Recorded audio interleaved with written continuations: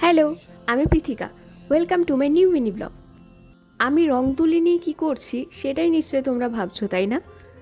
আসলে গণেশ পুজোর আগের দিন ঠাকুরকে নিয়ে এসে মনে হলো যে ঠাকুরের জন্য একটা ছোট ডেকোরেশন করাই যেতে পারে।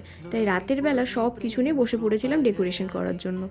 হ্যাঁ, জানি অতটা ভালো হয়নি, কারণ আগের দিন রাতে ডেকোরেশনটা করতে বসেছিলাম, আর এইটুকু সময়ের মধ্যে এর থেকে বেশি ভালো আমি আর করতে পারতাম না। পর সকালবেলা ঘুম থেকে উঠে ফ্রেশ হয়ে ঠাকুরের পুজোর জন্য যোগাযান্তি করছিলাম।